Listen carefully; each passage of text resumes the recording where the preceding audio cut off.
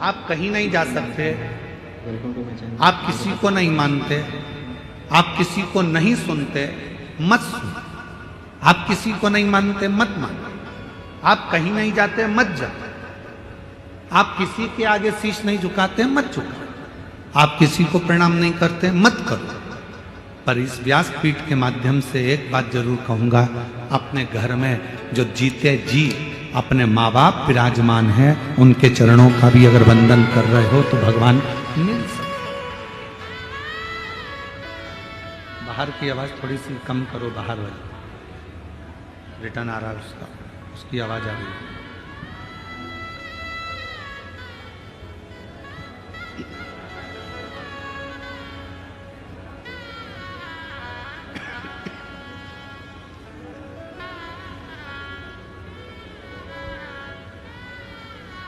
एक माता पिता में भी परमात्मा का दर्शन होता है।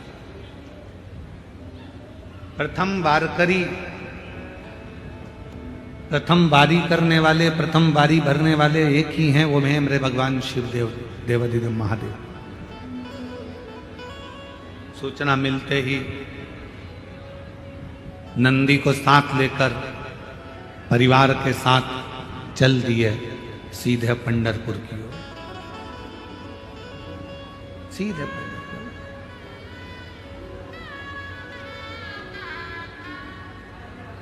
विठ्ठल विठ्ठल विठ्ठल।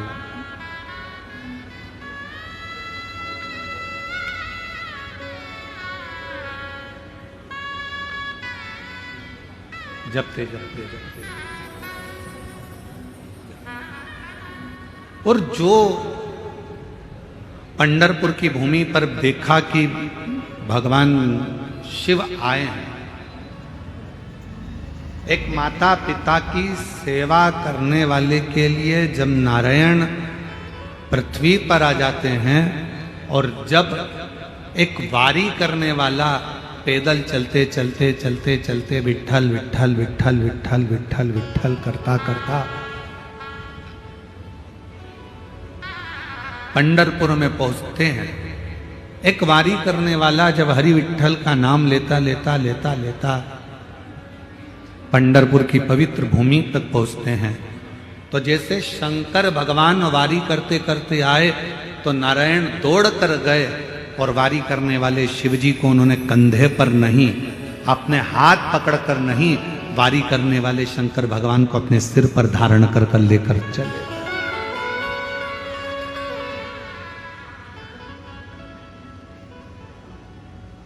अपने मस्तक पर धारण कर कर, अपने मस्तक पर बिठाकर, अपने मस्तक पर उनको बिठाकर मंदिर के अंदर प्रवेश कर। और हे मेरे नारायण में, मेरे शंकर भगवान में, मेरे देवताओं में, मेरे भगवान में कोई भेद नहीं है।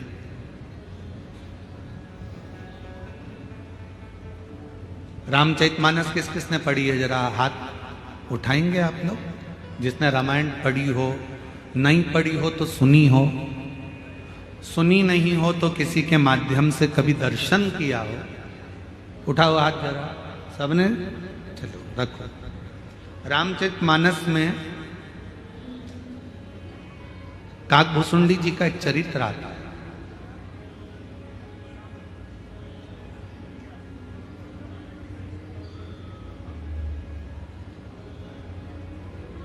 कौवे का जन्म क्यों पाया, किस लिए पाया? ऐसा क्या हो गया था जो कौवे का जन्म इनको मिला? और ये कथा सियोर वाला महाराज नहीं करा, ये तुलसी बाबा ने अपनी रामचरितमानस में, वाल्मीकि बाबा ने रामचरितमानस में वर्णन करा।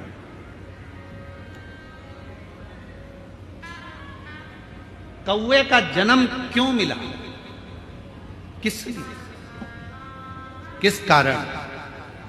केवल एक कारण था। अयोध्या में रहते थे काकभूषुंडी, पूर्व जन्म में एक सुंदर परिवार में उनका जन्म हुआ था, और अयोध्या से वो सीधे वहां से अयोध्या छोड़कर उज्जैनी चले गए, अवंतिकापुरी। और अवंतिकापुरी में जाने के बाद एक गुरु मिल गए उनको, और उस गुरु की शरणागति उन्होंने ग्रहण करी। ये शंकर जी के सिवाय किसी को नहीं मानते, भेद करा। एक दिन गुरु जी ने समझाया कि नारायण में और शिव में कोई भेद नहीं, शंकर में और भगवान विष्णु में कोई भेद नहीं, राम और शिव में कोई भेद नहीं, कृष्ण और शिव में कोई भेद नहीं।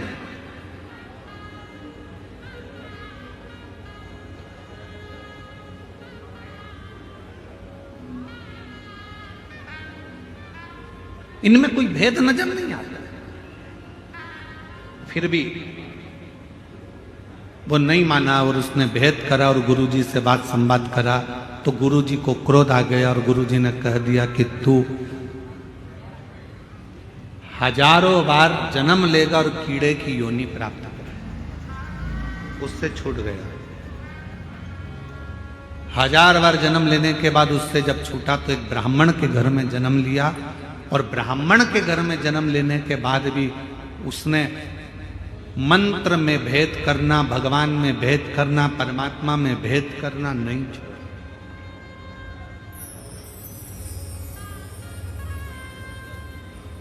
फिर उज्जैनी पहुंच गया ब्राह्मण के, और उज्जैनी में जाकर एक गुरु जी के सानिध्य में रहने लगा, और गुरु के सानिध्य में रहकर भगवत भजन करता, स्मरण करता। पर गुरु जी ने एक दिन भगवान नारायण की महिमा का गुणगान किया। इसको बड़ा बुरा लगा। इसको बुरा लगा तो इसने तुरंत गुरु जी का विरोध किया। शंकर भगवान का सच्चा भक्त कभी भी किसी दूसरे देवता की बुराई नहीं करेगा। शंकर भगवान का सच्चा भक्त कभी किसी दूसरे मंत्र की बुराई नहीं करेगा। शंकर भगवान का सच्चा भक्त न देवताओं की बुराई करता है, न कभी मंत्र की बुराई करता है। शंकर भगवान का सच्चा भक्त एक सर्वश्रेष्ठ संत का लक्षण क्या होता है?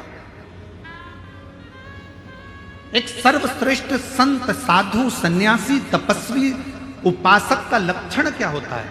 वो कभी किसी देवता को बड़ा या छोटा नहीं बताता।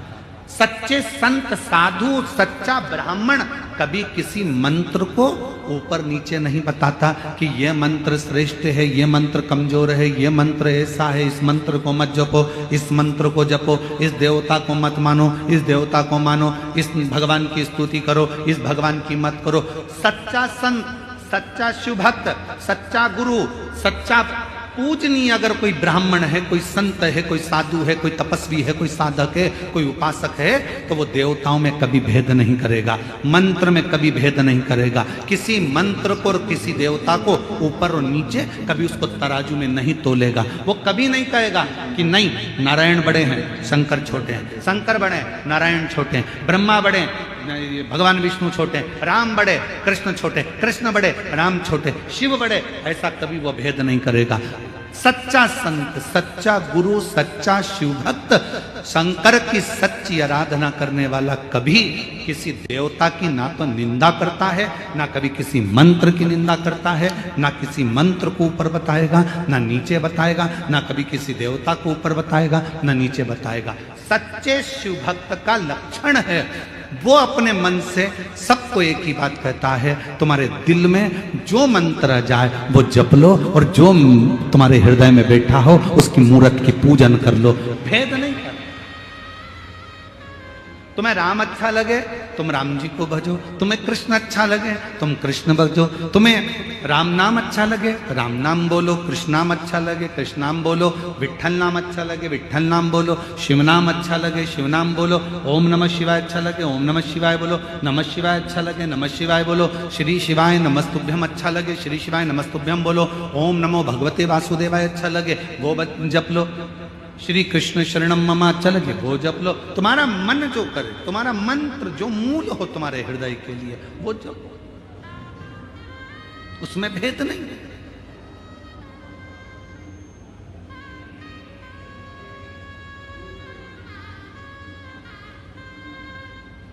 हम तो जपते हैं श्री शिवाय नमस्तुभ्यं।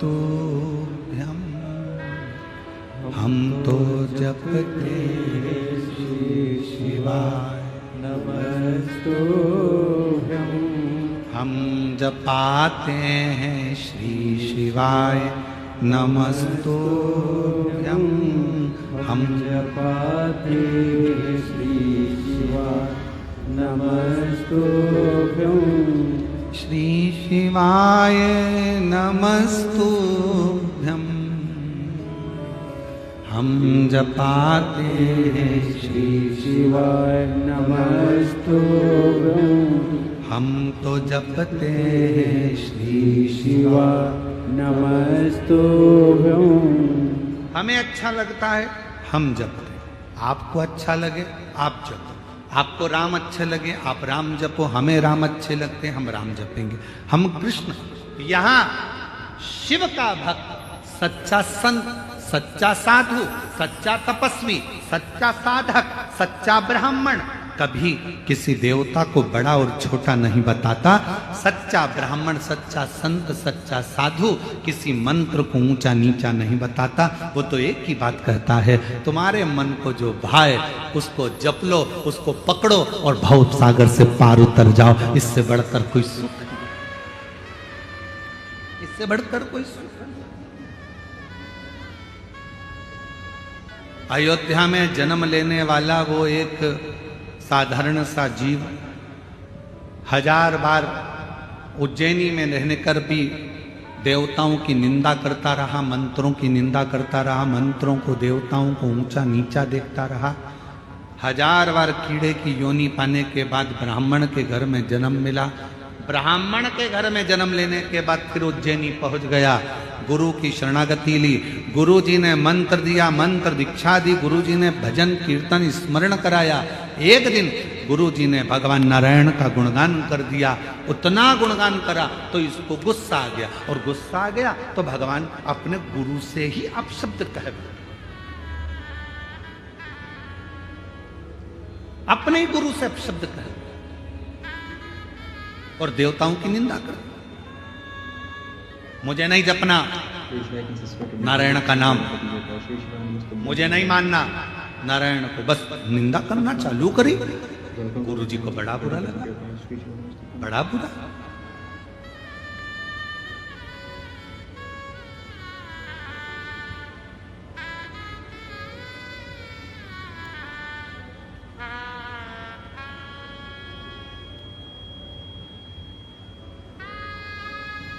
और श्राप मिल गया, श्राप।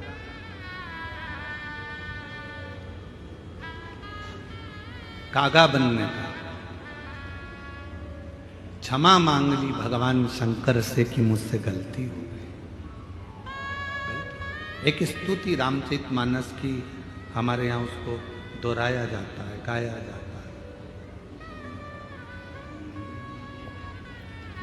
नमामीशमीशा निर्वाण रूपं विभुं व्यासकं ब्रह्मवेद स्वरूपम्।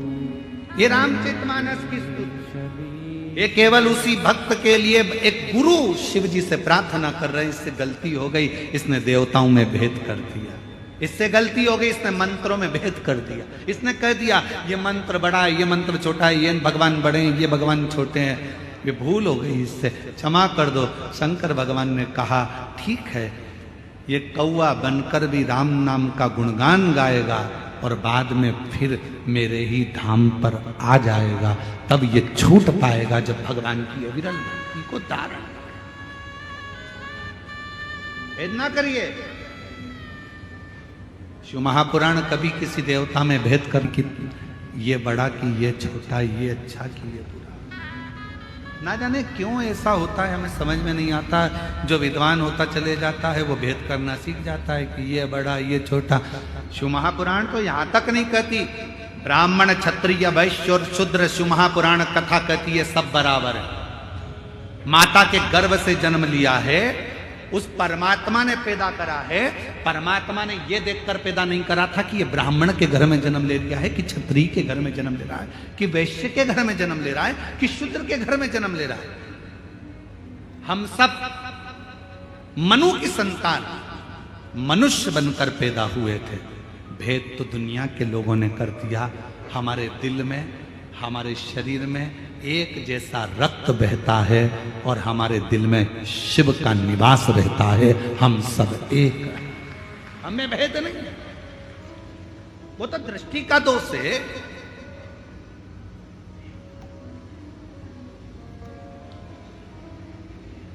बीड़ में, कहां के बीड़ के रहने वाले हो? कितने लोग बैठे हैं बीड़ वाले? जरा हाथ उठाओ जरा। सभी बीड़ जी लेके रख लो रख लो रख लो।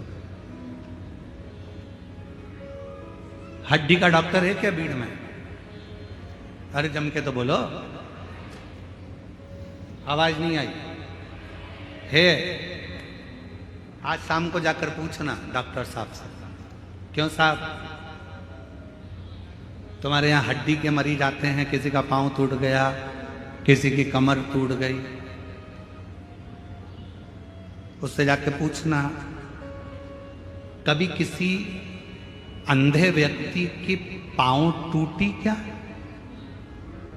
कभी किसी अंधे व्यक्ति का कमर टूटी क्या? हमेशा खड्डे में आंख वाला ही गिरता है, अंधा नहीं गिरता।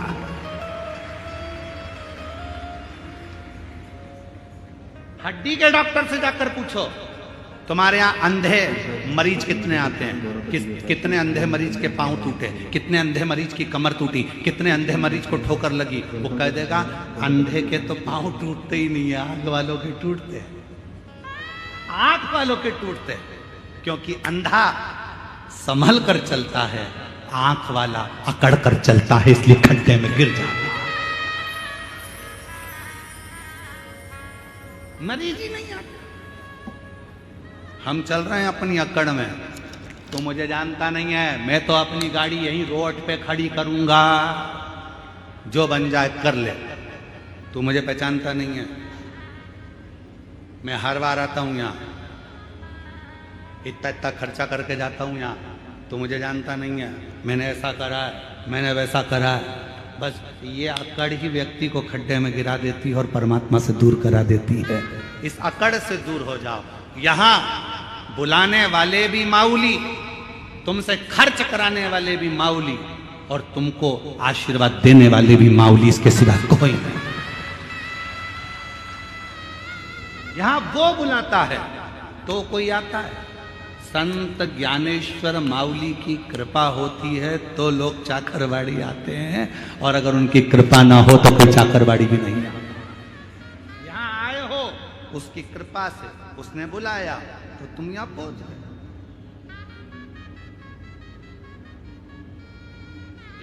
उसकी उदाहरण,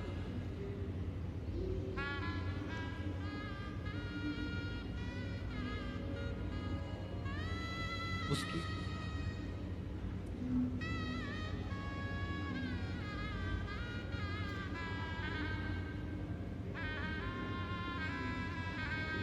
ना, ज्ञानो बा माऊली तुकाराम तुकाराम, ज्ञानो बा माऊली तुकाराम तुकाराम, ज्ञानो बा माऊली तुकाराम तुकाराम, ज्ञानो बा माऊली तुकाराम तुकाराम, ज्ञानो बा माऊली तुकाराम तुकाराम, ज्ञानो बा माऊली तुकाराम तुकाराम। तुकाराम तुकाराम तुकाराम तुकाराम तुकाराम तुकाराम तुकाराम तुकाराम तुकाराम तुकाराम तुकाराम तुकाराम तुकाराम तुकाराम ओ ज्ञानोबा माऊली तुकाराम तुकाराम ज्ञानोबा तुकाराम तुकाराम ओ ज्ञानोबा माऊली तुकाराम तुकाराम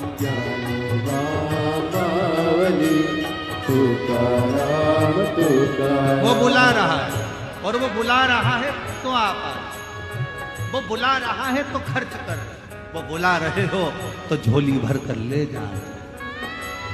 तुकाराम तुकाराम तुकाराम तुकाराम तुकाराम तुकाराम तुकाराम तुकाराम तुकाराम तुकाराम तुकाराम तुकाराम तुकाराम तुकाराम तुकाराम तुकाराम। ओ ज्ञानोबा माऊली तुकाराम तुकाराम ज्ञानोबा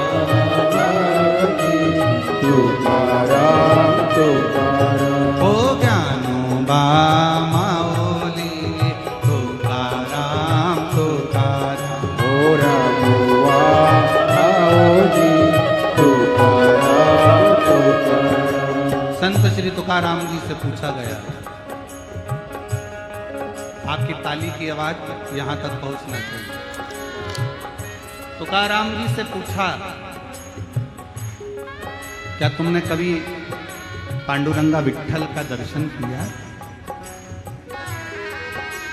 तुकाराम जी से पूछा, कभी तुमने हरि विट्ठल का दर्शन किया है? तुकाराम जी कहते हैं, मेरे सामने जितने आते हैं सब में वही नजर आता है, तो उसको देखने कहाँ जाऊं? तुकाराम तुकाराम तुकाराम तुकाराम तुकाराम तुकाराम तुकाराम तुकाराम तुकाराम तुकाराम तुकाराम तुकाराम तुकाराम तुकाराम। ओ ज्ञानोबा माऊली तुकाराम तुकाराम ज्ञानोबा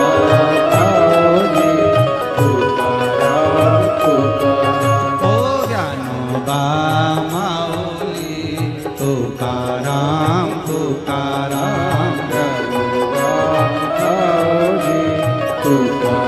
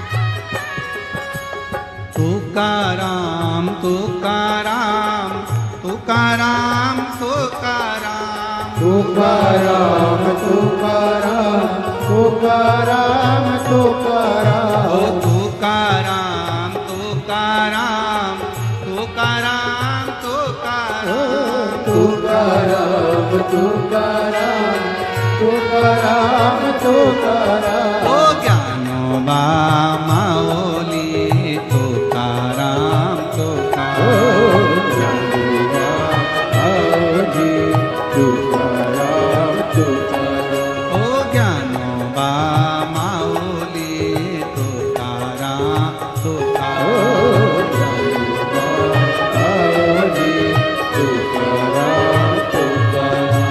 ज्ञानोबा माऊली तुकाराम तुकाराम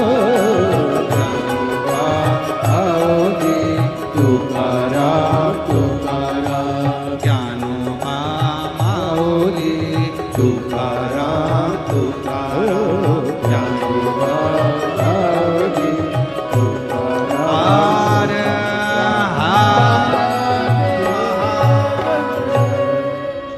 श्री विठ्ठल पांडुरंगा भगवान की जय भगवान देवादिदेव महादेव का चरित्र का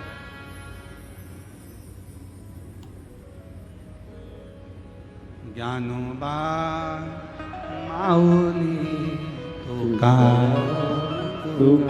तुकाराम ज्ञानोबा तुकाराम तुकाराम अपने स्थान पर बैठकर भगवान देवादिदेव महादेव से अपने हृदय की बात कहिए, दिल से प्रार्थना करिए, निवेदन करिए, विनय करिए। सभी लोग साथ में बोलें, हृदय से बोलें, प्रार्थना करें।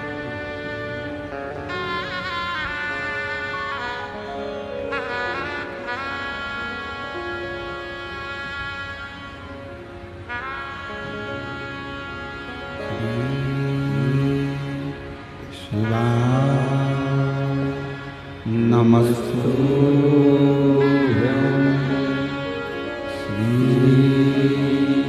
शिवाय नमस्तुभ्यं श्री शिवाय नमस्तुभ्यं श्री शिवाय नमस्तुभ्यं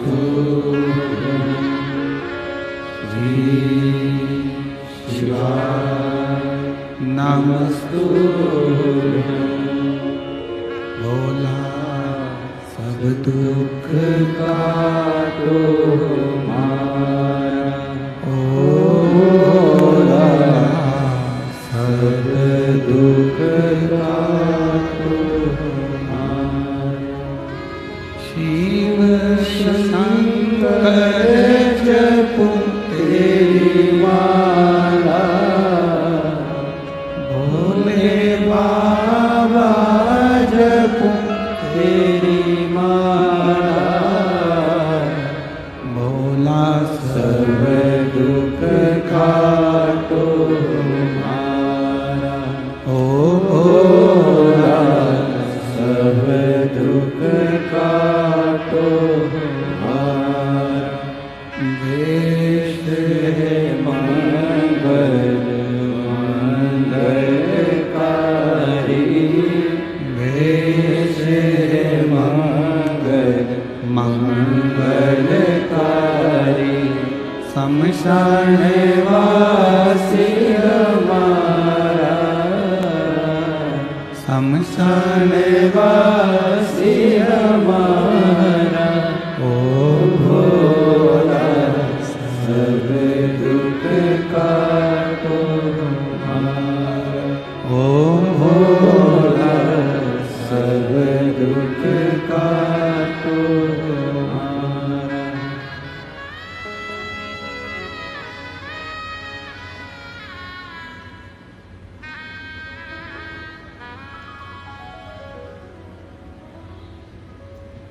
भगवान देवादिदेव महादेव भगवान शिव की कथा करें।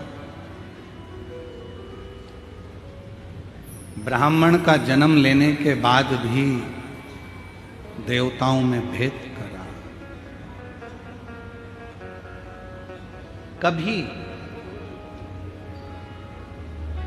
मानव शरीर अगर भगवान ने दिया है तो हमें भेद करने के लिए नहीं दिया कि राम बढ़े, कि कृष्ण बढ़े, कि शिव बढ़े, सब बढ़े और अपन सब उनके चरणों में पड़े, वो सब बढ़े। कोई तुमसे पूछे ये संत बड़े कि वो संत बड़े, कि ये साधु बड़े कि वो साधु बड़े, ये तपस्वी बड़े कि वो तपस्वी बड़े, हाथ जोड़ कर कह देना ये सब बड़े, अपन उनके चरणों में पड़े। हमारे शंकर भगवान कभी भेद करना नहीं बताते, कभी। शिव कभी भेद करना नहीं बताते। भेद करा, रामचरितमानस में आया कि इन्होंने भेद करा तो कौए का जन्म मिल गया, परेशान हो गए, शिव जी की स्तुति करी, नमामि शमीशाम निर्वाण रूपम विभुं व्यापकं ब्रह्म वेद स्वरूपम। स्तुति करिए, गाया, भगवान से प्रार्थना करी, क्षमा करो, क्षमा करो, क्षमा करो, दया करो, करुणा करो, कृपा करो, बार बार स्तुति करो। नमामि शमीशा निर्वाण रूपम विभुं व्यापकं ब्रह्म वेद स्वरूपम। भगवान से बारंबार निवेदन किया गया है, प्रार्थना करिए, दया करुणा करिए, कृपा करिए, आपके चरणों में। गलती हो गई इनसे, इनने भेद कर दिया।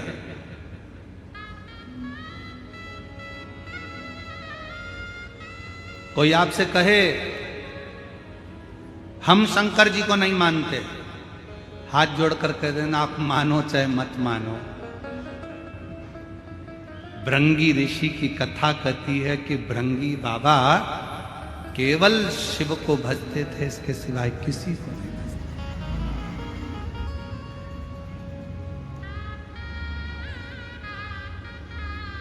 किसी को नहीं।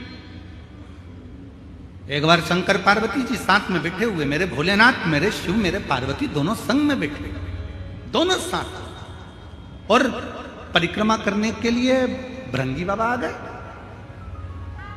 परिक्रमा कर रहे थे तो उन्होंने विचार करा कि ये तो दोनों साथ में बैठे हुए हैं और मैं केवल शिव की परिक्रमा करूंगा, शिव को मानता हूं, शक्ति को नहीं। तो उन्होंने विचार करा क्या करा जाए, करें तो करें क्या। तो उन दोनों के बीच में से निकल के जा रहे थे। पार्वती जी ने शंकर जी को देखा, शंकर जी ने पार्वती को देखा, शिव जी ने कहा पार्वती अब एक काम कर, इसकी आज जो इसने सोच रखा है अलग से परिक्रमा का, एक काम कर, तू मेरी गोदी में आकर बैठ जा। शंकर जी ने पार्वती को अपनी गोदी में ले लिया, गोदी में बिठा लिया पार्वती जी को। सब लोग आश्चर्य कर रहे हैं, बताओ गजब के शंकर भगवान है, अपनी पत्नी को गोदी में बिठा के रखे। अरे भाई अर्धांगिनी है, भेद, संसार के भेद को मिटाने के लिए, मन के संशय को मिटाने के लिए परमात्मा कुछ ना कुछ ऐसी लीलाएं करते। नहीं तो शिव कथा तो खुद ही कहती है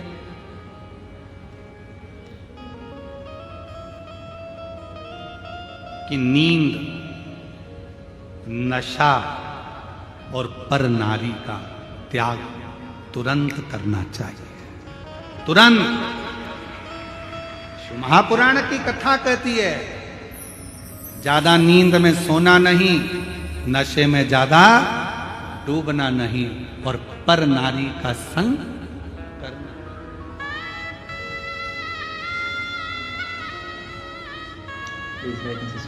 पर नारी का संग भी ना करें, नशे में भी ना डूबी और नींद में भी ज्यादा नहीं रही है। जो व्यक्ति ज्यादा सोता है, बहुत सोने में लगा रहता है, वही सब कुछ खो बैठता है।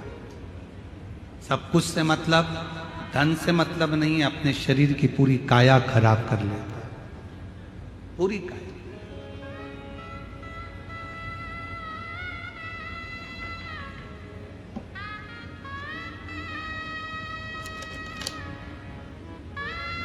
जितना बन सके अपना मंत्र जाप, अपना कर्म, अपनी मेहनत खूब करो।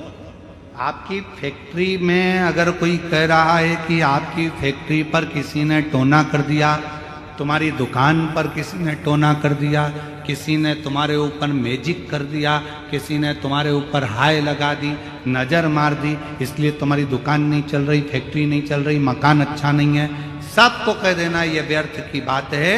बात केवल इतनी सी है, हमने अपनी दुकान पर ध्यान कम देना चालू करा, इसलिए दुकान ने चलना बंद कर दिया। हमने अपनी फैक्ट्री पर कम ध्यान दिया, फैक्ट्री ने चलना कम। हमें फुर्सत कहाँ है, कभी यहाँ कभी वहाँ, कभी वहाँ कभी वहाँ, हम ध्यान नहीं दे पाए तो कम चलो। आप अच्छा मेहनत करो, लगन से काम करो, सफलता मिलेगी।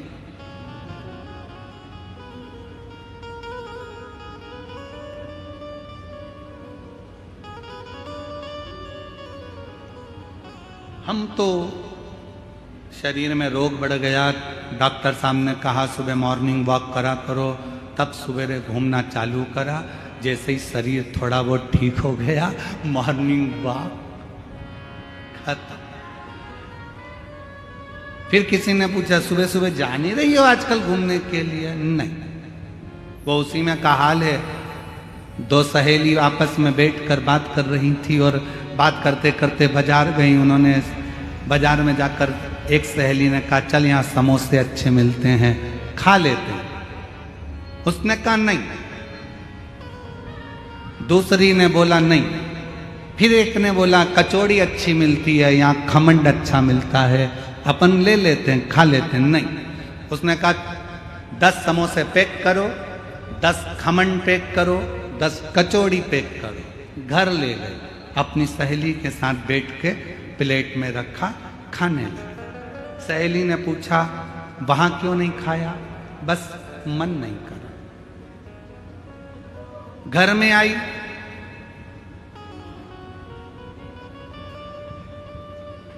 समोसे के ऊपर की खोल निकाल के प्लेट में रख दी, अंदर का आलू आलू खा गए। कचौड़ी के बाहर की खोल निकाल के अलग रख दी, अंदर का दाल का मसाला खा गए। सहेली ने पूछा ऐसा क्यों कर रही है? मेरा पेट बढ़ रहा है इसलिए बाहर का नहीं खाती।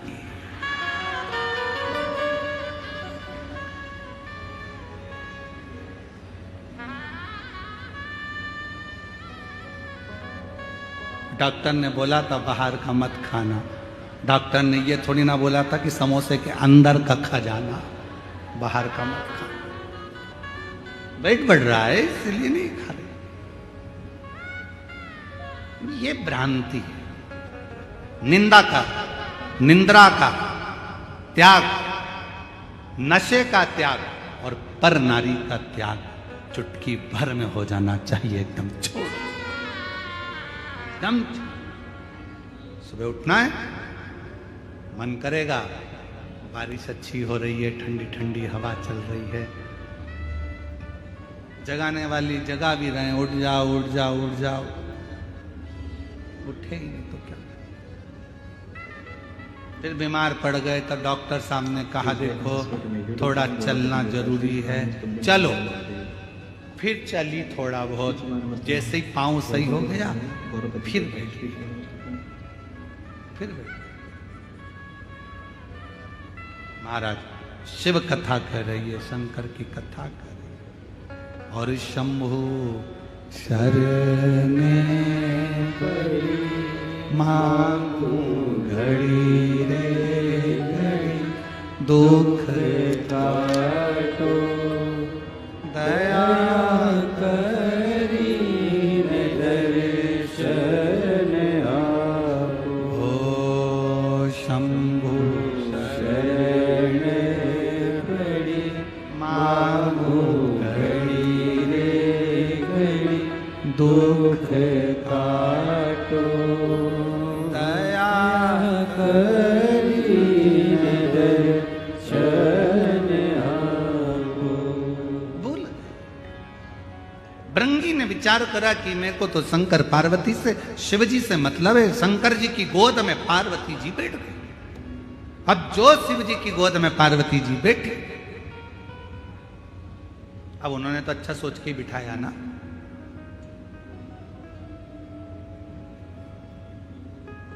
वो उसी में कहा लेना, पति पत्नी घूमने के लिए गार्डन में गए, सामने से कुत्ता आ गया, पति को लगा ये कुत्ता मेरी पत्नी को काट खाएगा। अगर पत्नी को काट गया तो सुबह टिफिन कौन बनाएगा बच्चों का, कौन घर में काम करेगा। पत्नी मेरे से ही पोछा लगवाएगी, झाड़ू भी मुझसे ही निकलवाएगी। तुरंत कुत्ता आगे बढ़ा पत्नी के पास, पत्नी घबराई और पीछे हटी, कुत्ता और आगे बढ़ा, और जैसे ही कुत्ता एकदम लपक के आगे बढ़ा, इसने अपनी पत्नी को गोदी में उठा लिया।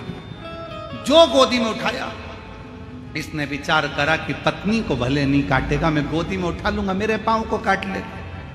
और जैसे उठाया कुत्ता भाग गया। कुत्ता भागा, पत्नी नीचे उतरी, उतरते सी बोली अपने पति को नाराज होकर, तुम में अक्ल नहीं है बेवकूफ हो, दुनिया के लोग कुत्ते को भगाने के लिए पत्थर उठाते, तुमने मुझे उठा, तुम्हारी अकल मारी गई है, तमीज नहीं है। पति बेचारा क्या बोले कि मैं सोच रहा था कि मुझे काट लेगा, तू बच जाएगा। पर वो कहते ना विपरीत बुद्धि, कभी कभी ऐसा होता है, सास अगर बहू को साड़ी दिलाती है ना, तो बहू को मन में आता है जरूर जेठानी को कोई दूसरा माल देगी बुढ़िया, इसलिए मुझे एक साड़ी में टरका रही। विपरीत बुद्धि, चित्त गलत जा रहा, मन गलत जा रहा, विचार गलत जा रहा। इसलिए बाबा से विनती करते रहा करो, सुमति तो दीजो बाबा, कुमति हटा जो जी।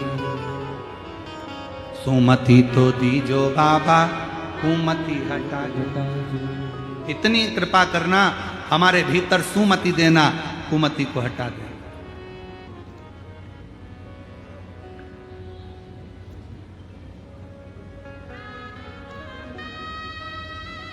हमें नहीं चाहिए ऐसी मति जिसमें हमारा गलत विचार, गलत सोच, गलत दृष्टि, गलत भाव हमारे अंदर है। भृंगी ने विचार करा, शंकर जी की गोद में पार्वती जी बैठ गई। भृंगी को गुस्सा आ गया, बताओ पार्वती जी शिव जी की गोद में बैठ गई, और बिठाया किसने? शंकर भगवान ने। मालूम नहीं पड़ा कि किसने। तुरंत कभी कभी ऐसा होता है, कभी कभी ऐसा होता है, कहीं पर अगर घूमने के लिए जाते हैं तो पति पत्नी में इतना निगाह का भाव रहता है कि पति पत्नी को कुछ नहीं कहता, आंखों में समझा देता। बस जरा सा आंखों से इधर देखा तो पत्नी तुरंत इधर खसक गई, तुरंत नेत्र से।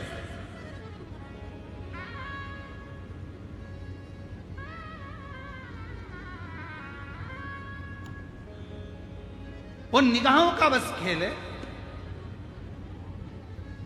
बहुत जरूरी है, वो भी बहुत जरूरी है, और होना भी यही चाहिए। पार्वती जी शिव जी की गोद में बैठ गई। भृंगी को लगा मैं कैसे परिक्रमा करूं। भृंगी ने विचार करा अब भी रुको। भृंगी को शिव तत्व की बड़ी प्राप्ति थी, भगवान की भक्ति में डूबा रहता था, वो अपना रूप बदल सकता था। भृंगी ऋषि ने, भृंगु बाबा ने, तुरंत भृंगी बाबा ने उसी समय पर भंवरे का रूप रख लिया कि भंवरे का रूप रखकर दोनों के बीच में से निकल के परिक्रमा कर लो।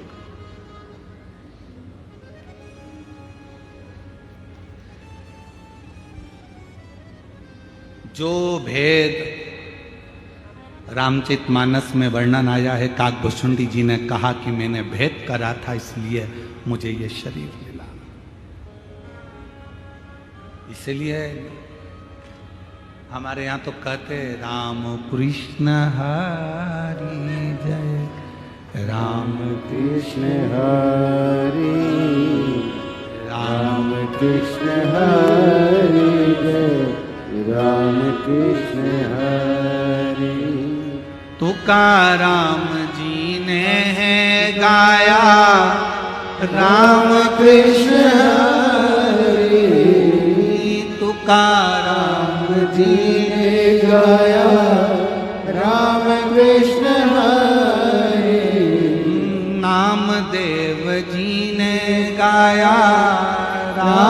कृष्ण हरे नामदेव जी जी ने गाया राम कृष्ण हरे राम कृष्ण हरे जय राम कृष्ण हरे राम कृष्ण हरे जय राम कृष्ण हरे। हमारे यहाँ भेद नहीं है। शिव महापुराण भेद करना नहीं बताती। शिव पुराण तो यह कहती है कि तुझ में रब दिखता है, यारा मैं क्या करूं, सब में एक दिखता है, मैं करूं तो करूं क्या। राम में भी शिव है, शिव में राम है, राम में कृष्ण है, कृष्ण में राम है, सब में शंकर है। नारायण में शिव है, शिव में नारायण है।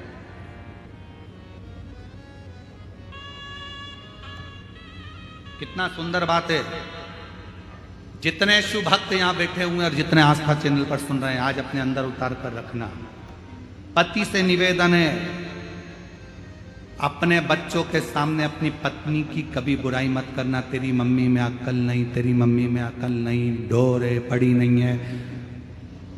पत्नी से निवेदन है, अपने पति के लिए कभी मत कहना तुम्हारे पिताजी में तो अक्ल ही नहीं है, पूरी प्रॉपर्टी है इसीलिए तो चली गई, इनने जिंदगी में करा ही क्या, सब तो बांट दिया, रखे ही क्या अपने पास। ना ना ना ना, ये निंदा आगे चलकर तुम दोनों की जिंदगी बर्बाद कर देगी।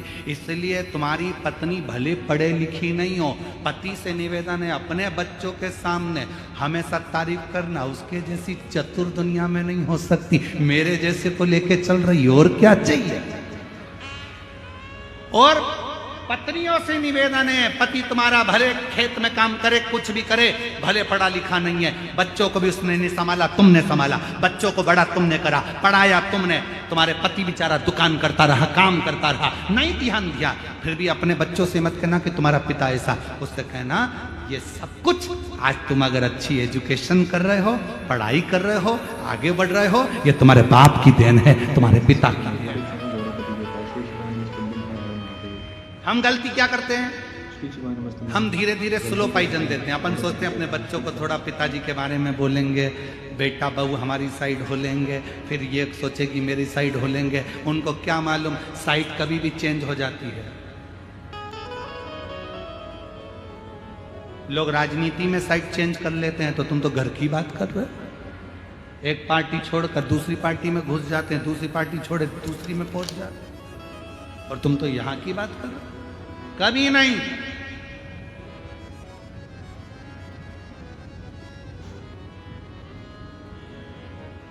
भगवान कृष्ण की एक लीला है ना, क्यों रे कन्हैया मक्खन खाया? कन्हैया बोले, एक शब्द कन्हैया ने पकड़ा, कौन सा था?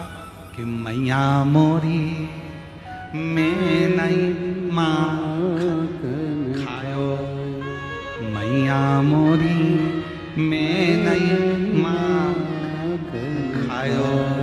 शब्द एक है, फिर से आप बोल के बताओ। मैया मोरी मैं नहीं माखन खायो, मैं नहीं खायो, मैं नहीं खायो। शब्द एक ही पकड़ा है। लाला तूने खायो ना? मैया मोरी मैं नहीं माखन। यशोदा मैया ने पूछा, या तो ऐसी हिला ले या ऐसी हिला ले। शब्द तो समझ में आए कि तूने खाया कि नहीं खाया। तो कन्हैया ने कह दिया, मैया अरे ऊपर मटकी बंधी थी मैया, और गिर के चकना चूर है, अरे छीका तो बिल्ली ने तोड़ा, हमरा का कसूर है। हमको तो जबरदस्ती का इल्जाम लगाया, हमारा है। अब यशोदा मैया चतुर थी, उसने पूछा कि अरे मटकी ऊपर टंगी थी, बिल्ली ऊपर चढ़ी कैसे? तो कन्हैया ने कहा, आजकल की बिल्लियां इतनी समझदार हो गई, फ्रिज खोल के दूध पी जाती है। आजकल की बिल्लियों का कोई ठिकाना है। मैया निसेनी लाई थी, यशोदा मैया बोली बिल्ली और निसेनी। बिल्ली निसेनी पे चढ़ गई, इतनी सी बिल्ली इतनी बड़ी निसेनी। तो तुरंत कन्हैया ने कहा, मैया परसों के दिन में ब्रज में गया था, गोकुल में एक बेटा बहू अपनी सास को सोने की निशानी चढ़ा रहे थे। मैया सोने की निशानी कितनी बड़ी थी? बोलो तो रही जरा भीड़ वाली हो, जम के तो बोलो। सोने की निशानी कितनी बड़ी थी? तो यशोदा जी ने पूछा कितनी बड़ी? कन्हैया बोले इतनी सी। जब इतनी सी सोने की निशानी पे इतनी बड़ी 80 साल की सास चढ़ सकती है, तो इतनी बड़ी सीढ़ी पे बिल्ली भी चढ़ सकती है।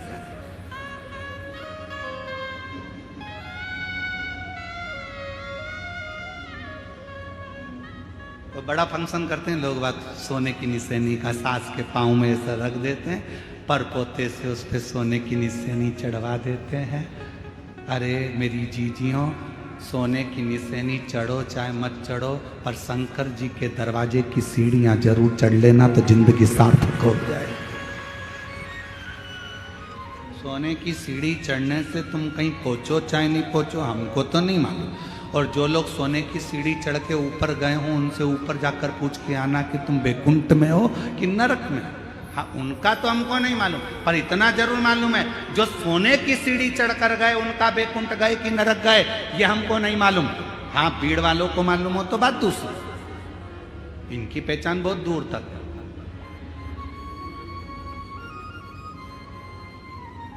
की पहचान बहुत दूर तक, तो ये भले बोल सकते हैं क्या हमने ऊपर फोन लगा के पूछा था, हमारी जो परदादी जी हैं सोने की सीढ़ी चढ़ी थी, वो बैकुंठ में चौथे स्थान की कुर्सी पे बैठी, एसी का रूम है, डनलप का गद्दा। वो बात तो सच, पर ये नहीं मालूम। शिव महापुराण की कथा कहती है सोने की सीढ़ी पर चढ़े बैकुंठ गए कि नरक गए, हमको नहीं मालूम, पर इतना जरूर है जो शंकर जी की सीढ़ी पर चढ़ा है, शिव के दरवाजे पर पहुंचा है, वो एक ना एक दिन परमात्मा के द्वार जरूर पहुंचा। सीढ़ी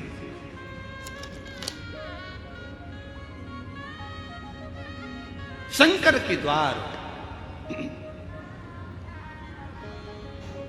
और ऊपर मटकी बंधी थी मैया, गिर के चकना चूर है, छीका तो बिल्ली ने तोड़ा, हमरा का कसूर है। ये तो उसने तोड़ा, हमारा क्या था? तो यहाँ शास्त्र कह रहा है, शिव पुराण कह रही है, भगवान शंकर का संवाद कर रहा है, शिव तत्व कह रहा है, अपनी चित्त वृत्ति में उतार कर रखिए, अपने भीतर उतार कर रखिएगा कि जरा सा परमात्मा के दरवाजे की सीढ़ी, परमात्मा के दरवाजे का चरण हमारा सुख प्रदान कर देता है। कितनी बड़ी बात है, शंकर भगवान के दरवाजे के सामने से भी निकल कर चले गए, वहां की धूल उड़ रही थी, वो तुम्हारे शरीर पर पड़ गई तो तुम्हें नरक नहीं भोगना पड़ता, बैकुंठ का रास्ता खुला रहता। इसीलिए शिव महापुराण की कथा कहती है, अगर अपनी फैक्ट्री जा रहे हो, दुकान जा रहे हो, ऑफिस में जा रहे हो, तो किसी शंकर जी के मंदिर के सामने से निकल कर चले जाओ, भले लोटा भर चल चढ़ाओ चाहे मत चढ़ाओ, मंदिर के सामने से निकल कर चले जाओ, मंदिर में अंदर जाओ चाहे मत जाओ, बाहर से स्माइल देते हुए चले जाओ। ये भी नहीं कर सकते तो शिखर देख लो 2 मिनट के लिए, वो भी नहीं बन सकता तो हर हर, और अगर गाड़ी पकड़े पकड़े हर हर महादेव भी नहीं बने तो मुख से श्री शिवाय नमस्तुभ्यम इतना बोलते बोलते भी, और अगर वो भी नहीं बोल सकते तो बस थोड़ा सा स्माइल दो। बट अब तुम लोग कहोगे स्माइल भगवान के मंदिर के सामने दो और चल दो, स्माइल से ऐसा हो सकता है? हमने कहा क्यों नहीं हो सकता। कोई व्यक्ति दुकान पर बैठा हो और तुम उसकी दुकान के सामने से 2-3 बार हंसकर निकल जाओ, वो बेचारा डिप्रेशन में आ जाएगा, चिंता में पड़ जाएगा। इसको तो मैं पहचानता नहीं हूँ, ये जब भी मेरी दुकान के सामने से निकलता है हंसता हुआ जाता है, ये मेरी दुकान के सामने से निकलती हंसती हुई जाती, बेचारा चिंता में पड़ जाएगा, 25 बार सोचेगा इसको तो कहीं देखा है, कहीं देखा है। तुम शंकर जी के मंदिर के सामने से जब मुस्कुरा कर निकलोगे, पार्वती जी शंकर जी से कहेंगी रोज हंस के जाती है, कौन है, कौन है? स्माइल देकर जाती है। शिव जी कहेंगे भक्त है। शिव पुराण की कथा सुन ली बावरी ने भी, और इतनी इससे कुछ नहीं बनता तो शंकर के मंदिर के सामने से मुस्कुरा कर निकलती है। क्या इसकी जिंदगी में दुख नहीं है? पार्वती बहुत दुखी है, पर इसने कथा में सुना है कि अपने बाप के पास जाना तो चेहरे पर स्माइल रख कर जाना, बाप को नहीं मालूम पड़ना चाहिए कि दुख क्या है। पिता फिर भी दुख हरता है, पिता फिर भी दुख हरेगा, जान दो तो जान। और जब उससे कहे, विनय करे तो आनंद।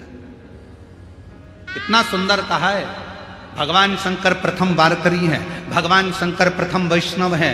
भगवान शंकर अगर कोई मुख से राम राम कहता है, 2 बार मुख से राम राम निकलता है, तो मेरा शंकर भगवान उसको 21 बार झुककर प्रणाम कर लेता है कि इसने राम राम कहा है। वो प्रथम वैष्णव की गिनती में शिव हैं, प्रथम वारकरी की गिनती में शिव हैं।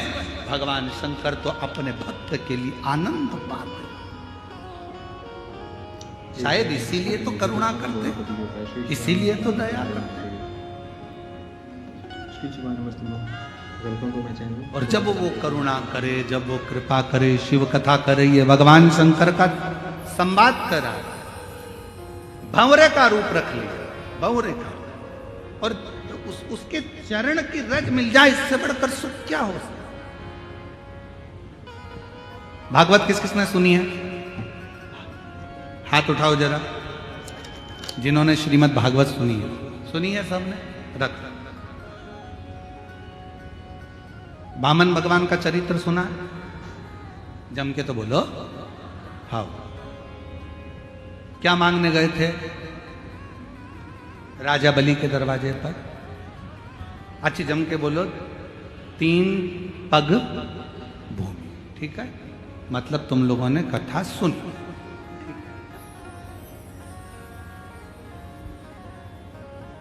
राजन भिक्षाम देही, राजन भिक्षाम देही।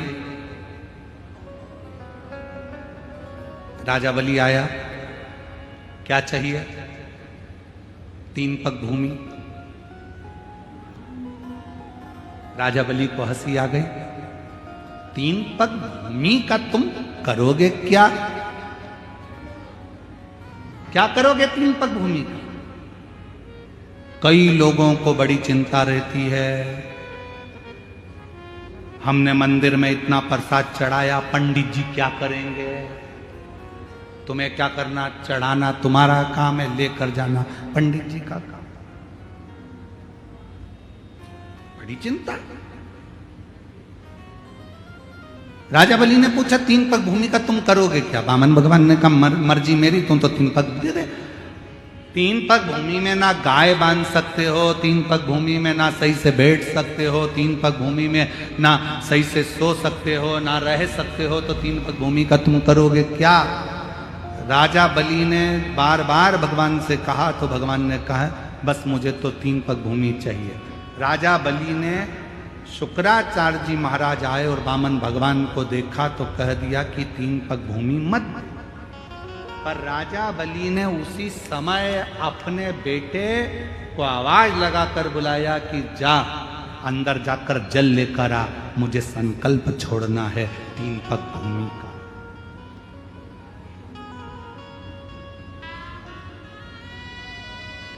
जा, जल लेकर आ, मुझे संकल्प छोड़ना है 3 पग भूमि का।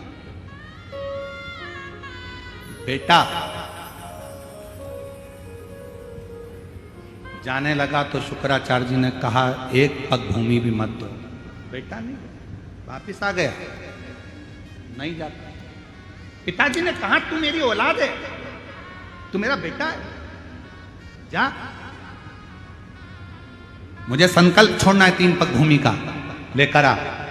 बेटा नहीं गया, पानी नहीं लाया।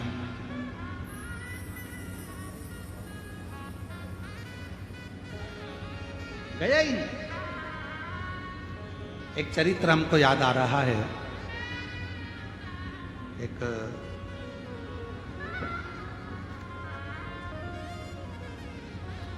हैदराबाद का एक चरित्र है, बड़ा पुराना समय का है, जब हम लोग शमशेरगंज गौशाला में कथा करने के लिए बहुत पहले गए थे। उस समय की बात, एक परिवार के यहाँ मिलना हुआ।